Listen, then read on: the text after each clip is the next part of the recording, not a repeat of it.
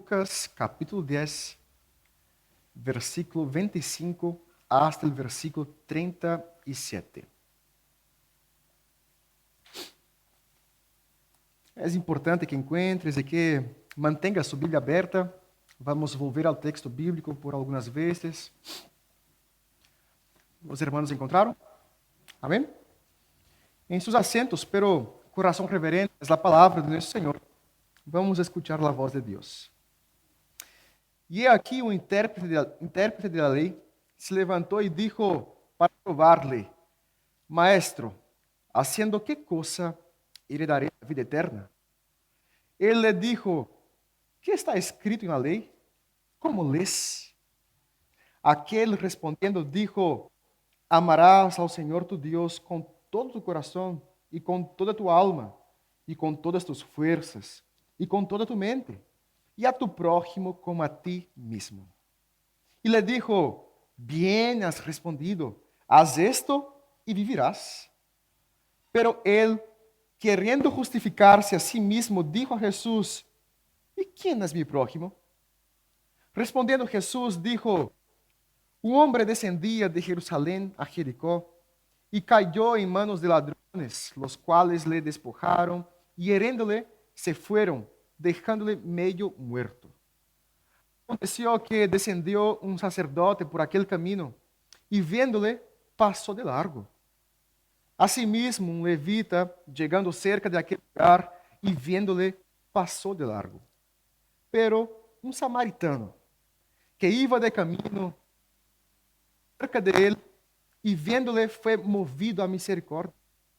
Y acercándose, vendó sus heridas, echándoles aceite y vino, y poniéndole en su cabalgadura, lo llevó al mesón y cuidó de él. Otro día, al partir, sacó 2 denarios y los dio al mesonero, y le dijo: Cuida, y todo lo que gaste de más, yo te lo pagaré cuando regrese. ¿Quién pues de estos 3 te parece que fue el prójimo del que cayó en manos de los ladrones? Él dijo: el que usó de misericordia. Entonces Jesús le dijo: Ve y haz tú lo mismo. Hasta aqui a palavra do Senhor. Vamos orar uma vez mais. Padre Santo, nós queremos hoje dia dar-te tantas graças, Senhor, por el privilégio de estarmos em tu casa, como igreja, junto com os hermanos, por el dom de la vida, e este momento especial queremos escuchar tu voz através da exposição de tu palavra. Pedimos que o nome de Cristo Jesus seja glorificado e que nossas vidas possam ser transformadas por Ele. Em Cristo Jesus oramos. Amém. Queridos, a parábola del buen samaritano é uma das histórias mais conhecidas que temos em toda a Bíblia. Esta história já foi muito mais allá de las fronteiras de la própria igreja e se ha instalado fuertemente em nossa própria cultura. Muitos hospitales, centros de ajuda, incluso leyes civiles llevan este nombre, buen samaritano. Esse término, buen samaritano, generalmente se usa para descrever a alguém que ajuda a outra pessoa que está padecendo necessidade. Em Brasil, por exemplo, quando uma pessoa que nunca ajudou a nadie, de repente quer ajudar uma pessoa, a gente mira assim com suspeita e diz: nunca ajudou a nadie, e agora quer ser el buen samaritano. É uma frase comum em nossa cultura. Por allá somos muito raros, hermanos. Então, perdão. Pero me gostaria de chamar a atenção de vocês para o hecho de que esta parte, mientras mais se populariza, parece que ela perde mais seu peso, seu verdadeiro sentido. Eu he escuchado muitos sermones sobre este pasaje, e me imagino que vocês também. E lo que muitos predicam, o propósito de este texto é mais ou menos isto: que devemos dar lo que temos a las personas em situação de calle. Ou então que a ajuda viene de donde menos se espera. Ou então que devemos ser como el buen samaritano e fazer buenas obras. Y aunque estas aplicaciones puedan tener algo de verdad, muchas veces estas aplicaciones reducen la parábola a un simple llamado a la caridad. Jesús, hermanos, no contó esta historia solo para enseñarnos a ser buenos ciudadanos, o entonces personas más amables, personas buena onda, como se dice acá. Jesús contó esta historia para exponer algo profundo del corazón humano. La pregunta que dio origen a esta parábola no fue hecha por alguien que estaba desesperado por ayuda, o entonces por una persona que vivía como un indigente en la calle. No. La pregunta que dio origen a esta parábola fue hecha por alguien que confiaba en su propia justicia. La parábola del buen samaritano, hermanos, entonces es mucho más que una invitación a la bondad. Esta parábola surge como una respuesta profunda a la pregunta más importante que una persona puede hacerse en esta vida. ¿Y cuál es la pregunta más importante que uno puede hacer en esta vida? ¿Qué debo hacer para heredar la vida eterna? Y la forma en que Jesús responde nos lleva a una verdad transformadora. Hoy, queridos, veremos que solamente en Cristo somos liberados de la autosuficiencia y capacitados para amar como Dios requiere. En resumen, vamos a ver esto en nuestro sermón. Voy a repetir. Solamente en Cristo somos liberados de la autosuficiencia y capacitados para amar como Dios requiere. Hoy veremos esta verdad en solamente dos partes. En primer lugar, hermanos, veremos que el amor perfecto es exigido, pero imposible de ser cumplido por el hombre caído por el pecado. Y esto vemos en los versículos 25 hasta el versículo 29. Vamos a entender primero en qué momento estamos en nuestra historia. Queridos, el capítulo 10 del Evangelio de Lucas nos sitúa en un momento de avance del reino de Dios. Pero también era un momento de mucha tensión.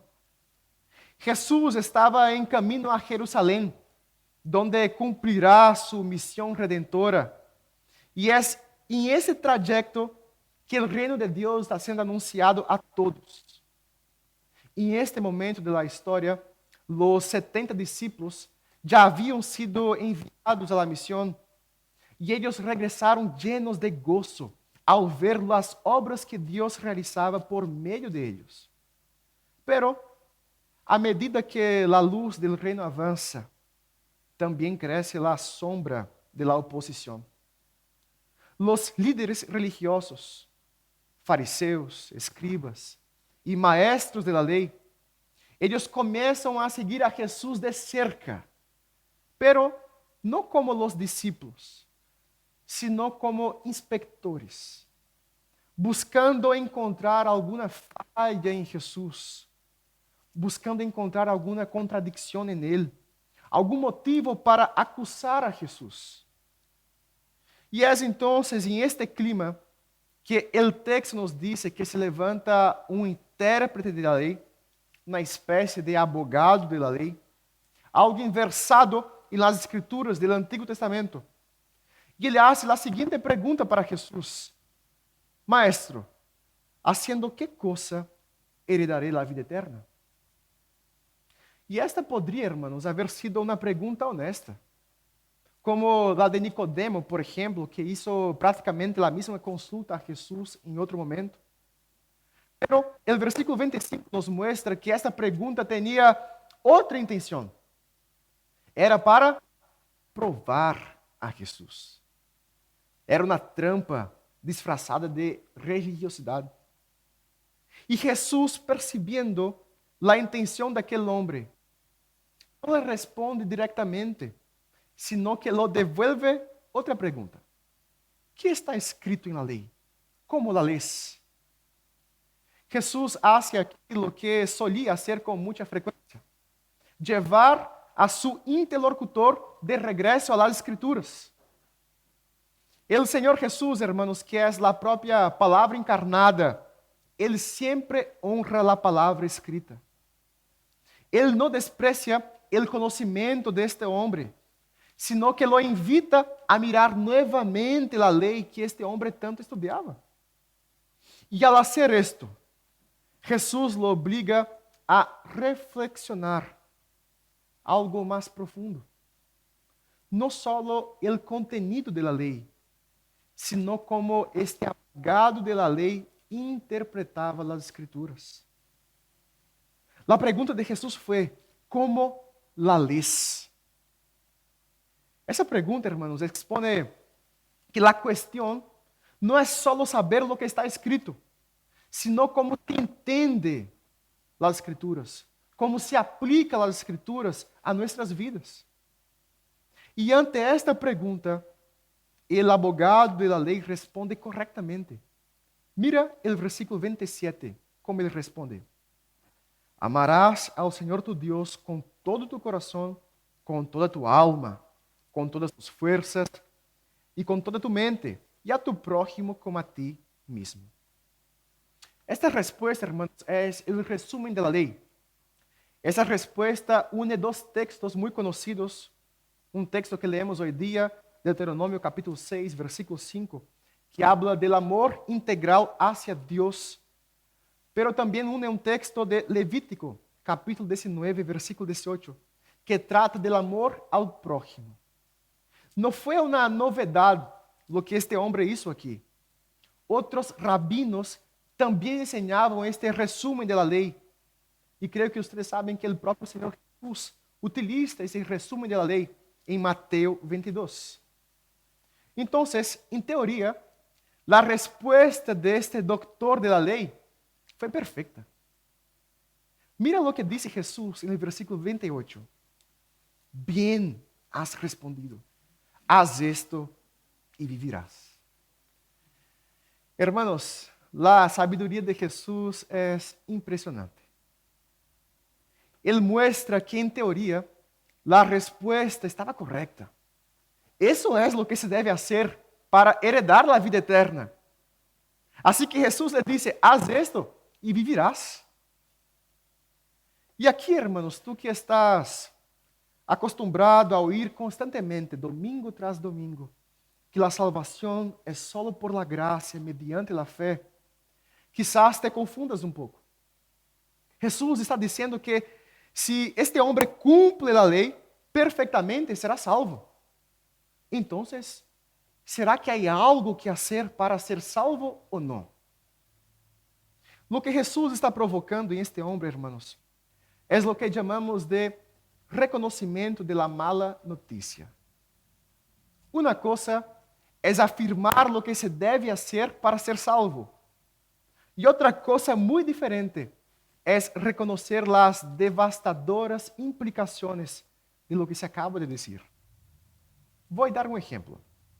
Imaginas que tú vas al médico y el médico te dijera para que curarte necesitas correr una maratón, pero tú tienes las dos piernas rotas. Saber lo que se necesita no es lo mismo que poder cumplirlo.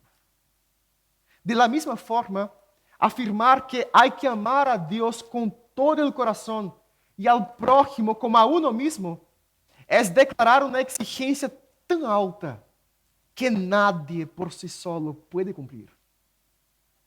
Y esta, hermanos, es la mala noticia para nosotros. Esta es la mala noticia no solamente para este abogado de la ley, sino para todos nosotros que estamos acá hoy día. El método de salvación no ha cambiado. Aún es necesario amar a Dios con todo el corazón y al prójimo como a uno mismo para ser salvos. Y lo que parte nuestro corazón, lo que nos humilla, lo que nos pone en el polvo, lo que desespera nuestra alma, es saber que no hay un solo descendente de Adán capaz de cumplir esto. La Biblia nos dice, hermanos, que todos pecaron y ahora están destituidos de la gloria de Dios. Esa es la condición de toda la humanidad quebrada por el pecado. Una condición de gente que está perdida. ¿Tú puedes imaginar una noticia peor que esta? ¿Tú piensas que haber perdido tu empleo es la peor noticia para ti? ¿Piensas que la ruptura de tu matrimonio, la muerte de tu familiar querido, las deudas que tienes, o las cosas tristes que han pasado en tu historia, piensas que estas son las peores noticias de tu vida? Todas estas cosas, hermanos, son tristes y son un reflejo de un mundo que está roto. Pero hay una noticia mucho peor para nosotros. No podemos hacer nada para salvarnos. Estamos perdidos. Lo que espera toda la humanidad que está en rebelión contra Dios es el infierno por toda la eternidad. ¿Qué noticia puede ser peor que esta para nosotros? Queridos, mientras no reconozcamos el peso de nuestra condición caída por el pecado, nunca probaremos realmente la alegría de la salvación por la gracia. Solo hay gozo en la salvación para quien reconoce cuán perdido está. Al oír las palabras de Jesús, lo que este abogado de la ley debería haber hecho era mirar para dentro de sí y reconocer que no podría cumplir esto perfectamente. Él no era capaz de amar a Dios con todo su corazón, al prójimo como a él mismo. Pero, en lugar de reconocer su incapacidad, él hizo lo que muchas veces nosotros hacemos. Él intenta justificarse. Mira el versículo 29. Pero él, queriendo justificarse a sí mismo, dijo a Jesús: ¿y quién es mi prójimo? Y para responder a esa pregunta, pero todavía en un contexto de salvación, Jesús comienza la parábola del buen samaritano. Y así avanzamos a nuestro segundo punto y último punto de hoy. Por fin, hermanos, veremos que el amor perfecto es revelado por Cristo y vivido por aquellos que están en Él. Y esto vemos en los versículos 30 hasta el versículo 37. Queridos, miren quão convencido de sua própria justiça parece estar este abogado de la lei. Porque ao mirar a sua própria vida, mirando seu próprio coração, ele parece estar muito seguro de que já está amando ao Senhor com todo o seu coração. Sua única preocupação é saber quem é seu prójimo. Porque, segundo sua lógica, se ele já está cumprindo o primeiro mandamento de amar a Deus com todo o seu coração, então agora só falta saber quem é seu prójimo, para poder amar a eles também e assim cumprir toda a lei e estar apto para heredar a vida eterna. Mira como funciona a lógica de los religiosos. Bueno, em meu coração, eu que já estou amando a Deus, agora eu quero saber quem são meus próximos, para que eu possa elegir, amar a eles e assim o Senhor abrir as portas do céu para mim. Essa pergunta, hermanos, quem é meu próximo? É em realidade um intento de reduzir o alcance da lei a algo que seja possível de cumprir. Pero nós sabemos muito bem que a exigência da lei não pode ser reduzida. Deve cumprir-se tal como é. E ao querer hacerla possível de cumprir, este homem pergunta: quem é mi prójimo? E Jesus responde com uma parábola. Miren comigo o versículo 30. Respondendo Jesus, dijo: um homem descendía de Jerusalém a Jericó e cayó em manos de ladrones, los cuales le despojaron y hiriéndole, se fueron, dejándole medio muerto. Hermanos, el camino de Jerusalém a Jericó era muito conhecido por todos. e hacía muito sentido para aquele maestro de la ley que estava escutando esta história de Jesus. O caminho de Jerusalém hacia Jericó era um descenso muito empinado, de mais ou menos 27 quilômetros. Jerusalém estava quase 800 metros sobre o nível do mar e Jericó quase 250 metros bajo o nível do mar. Então, era um tremendo descenso.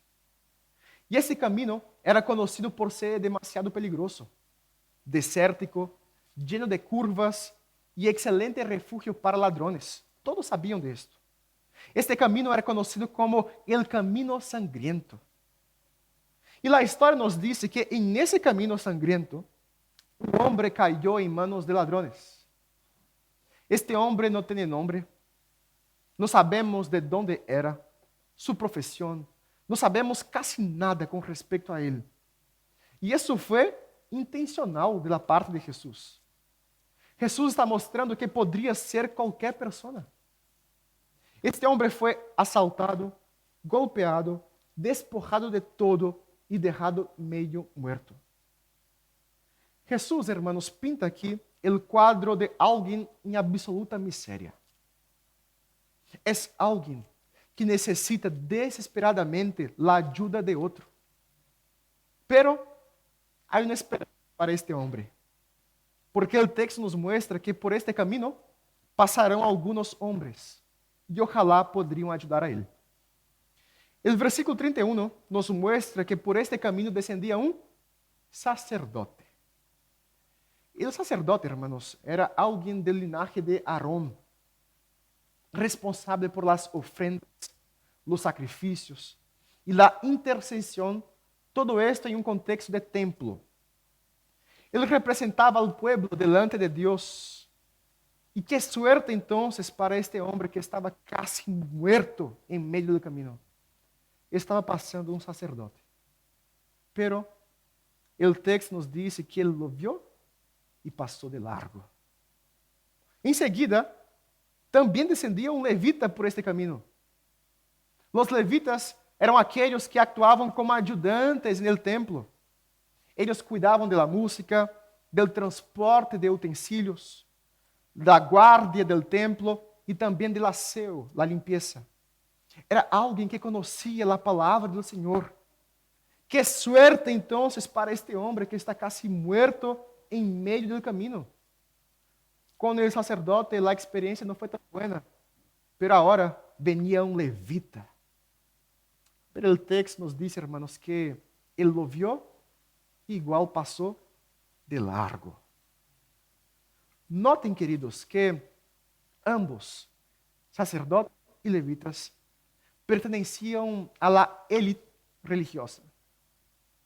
Ambos vieram ao homem, pero passaram de largo. Ambos estavam familiarizados com a lei, com os sacrifícios, com os rituales, com o serviço no templo, pero falharam em algo essencial: amar ao prójimo. E talvez, ao escutar esta história, penses, que terrível a atitude de estes religiosos. Eu nunca seria capaz de fazer isto em minha vida. Pero, queridos, quantas vezes actuamos exatamente igual? Nos esquivamos de aqueles que necessitam, poniendo miles de excusas. Nosotros cerramos los ojos ao dolor del outro por comodidade, por cansancio, por indiferença. E muitas vezes lo hacemos não só com desconhecidos, sino que hacemos muitas vezes com aqueles que chamamos de hermanos em Cristo. Cruzamos o caminho de muitas pessoas que passam por todo tipo de necessidade, pero a verdade é que nos gusta de passar de largo. A verdade, hermanos, é que nosso coração grita a mesma pergunta de este abogado de la lei: ¿Quién es mi prójimo? Para que assim podamos reduzir nosso amor a um grupo específico. para que seja fácil cumprir a lei e pensar que desta maneira estamos agradando ao Senhor. Pero, o versículo 33 nos muestra que por este caminho também passava um samaritano. E se tu conheces um pouco da história bíblica, já sabes que esta frase de Jesus havia provocado um tremendo escândalo para um judío. Os samaritanos eram despreciados, eram considerados hereges, impuros. Uma das orações de um judío em la mañana era agradecer ao Senhor por não ser um perro e por não ser um samaritano.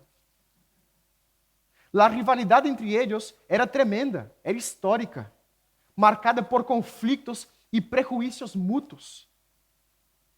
Mas este samaritano, considerado inimigo, é aquele que demonstra compaixão. Jesus disse que este homem se acerca, vê e se compadece. O verbo usado aqui em grego, que é a língua original do Novo Testamento, é um verbo forte. Indica uma compaixão profunda, uma compaixão visceral, que vem das vísceras. E esta compaixão lo mueve a la acción. Este samaritano trata as heridas deste homem com vinho, que era um antisséptico, e também com aceite, que era um calmante. Lo pone em seu animal, lo lleva a uma posada, cuida de ele e aún paga uma quantidade considerável por sua estadia.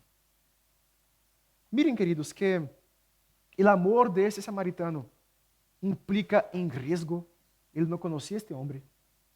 Implica em tempo, implica em recursos, implica em compromisso.